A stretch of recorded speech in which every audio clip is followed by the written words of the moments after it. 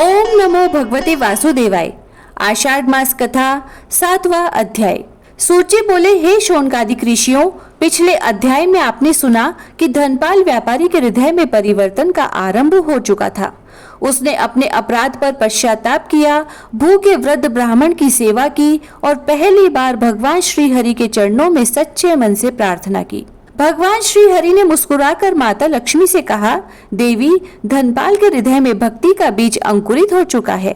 अब समय आ गया है कि उसकी श्रद्धा की परीक्षा ली जाए। माता लक्ष्मी ने कहा, प्रभु, आपकी परीक्षा कठोर नहीं कल्याणकारी होती है। जो उसे पार कर लेता है उसका जीवन धन्य हो जाता है। भगवान ने कहा, मैं एक साधारण भिक्षुक का वेश धारण करके उसके द्वार पर जाऊंगा। अगले दिन प्रातःकाल आषाढ़ मास की मंद वर्षा हो रही थी। धरती से मिट्टी की सुगंध उठ रही थी। धनपाल अपने घर के बाहर बैठा व्यापार का हिसाब देख रहा था। उसी समय एक वृद्ध भिक्षुक लाठी टेकता हुआ उसके द्वार पर पहुंचा। उसके वस्त्र भीगे हुए थे, पैरों में धूल लगी थी और चेहरे पर अद्भुत तेज था। उसने मधुर स्वर में कहा, बेटा, 2 दिन से अन्न नहीं मिला। यदि थोड़ा सा भोजन और पीने के लिए जल मिल जाए तो भगवान तुम्हारा कल्याण करेंगे। धनपाल ने उस वृद्ध की आंखों में देखा। न जाने क्यों उसे वही ब्राह्मण याद आ गया जिसे उसने कुछ दिन पहले लौटा दिया था। यह याद कर उसका हृदय पिघल गया। धनपाल ने तुरंत अपनी पत्नी सुभद्रा को आवाज दी, जल्दी से गर्म भोजन लाओ, पहले बाबा को भोजन कराया जाए। सुभद्रा प्रसन्न हो गई। उसने केले के पत्ते पर प्रेम पूर्वक भोजन परोसा। धनपाल ने अपने हाथों से वृद्ध के पैर धोए और उन्हें आसन पर बैठाया। भिक्षुक ने भोजन से पहले भगवान का स्मरण किया, फिर शांत भाव से भोजन करने लगे। भोजन करते समय उनके मुख पर ऐसा तेज दिखाई दे रहा था कि धनपाल और सुभद्रा दोनों उन्हें आश्चर्य से देख रहे थे। भोजन के बाद भिक्षुक ने धनपाल से पूछा, वत्स, यदि आज तुम्हारे पास केवल एक ही रोटी होती तब भी क्या तुम मुझे यही प्रेम देते? धनपाल की आंखें भर आई। उसने हाथ जोड़कर कहा, बाबा, पहले मैं धन का अभिमानी था, लेकिन आज समझ गया हूँ कि भूखे को भोजन कराना ही सबसे बड़ा धन है। यदि एक ही रोटी होती तो आधी मैं खाता और आधी आपको देता। यह सुन भिक्षुक मुस्कुराए। इतना कहते ही अचानक तेज वर्षा रुक गई। बादलों के बीच से सूर्य की किरणें निकली और सीधे उस भिक्षुक पर पड़ी। क्षण भर के लिए धनपाल ने देखा कि वृद्ध के पीछे शंख, चक्र, गदा और पद्म की दिव्य छाया दिखाई दे रही है। वह घबरा गया।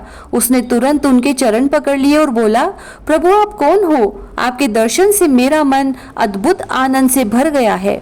तब भिक्षुक ने केवल इतना कहा, जिस दिन तुम हर प्राणी में भगवान का दर्शन करने लगोगे उसी दिन तुम्हें मेरे वास्तविक स्वरूप के दर्शन भी हो जाएंगे। इतना कहकर वे धीरे धीरे आगे बढ़ गए। धनपाल उन्हें देखता ही रह गया। उसी समय महर्षि वहां पहुंचे। उन्होंने मुस्कुराकर पूछा, धनपाल, क्या तुमने उस वृद्ध को पहचान लिया?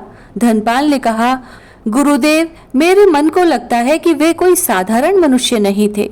महर्षि ने उत्तर दिया, वत्स, भगवान अपने भक्तों की परीक्षा अनेक रूपों में लेते हैं।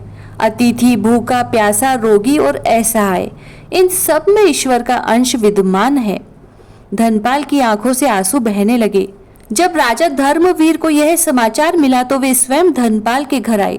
उन्होंने कहा, धनपाल, आज तुमने केवल एक भिक्षुक की सेवा नहीं की बल्कि पूरे नगर को यह शिक्षा दी है कि अतिथि देवो भव केवल एक वाक्य नहीं बल्कि सनातन धर्म का हृदय है। राजा ने घोषणा की, आज से धर्मपुरी में आषाढ़ मास के प्रत्येक दिन कोई भी भूखा नहीं सोएगा। राजकोष और नगर के सभी धनवान मिलकर अन्न सेवा करेंगे। संपूर्ण नगर में जय श्री हरि का घोष गूंज उठा।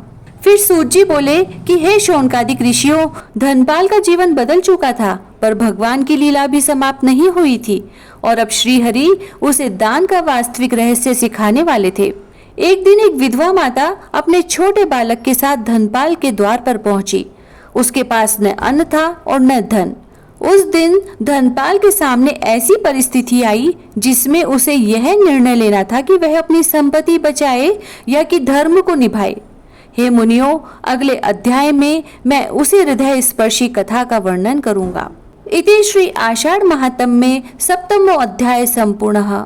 जय श्री राधे।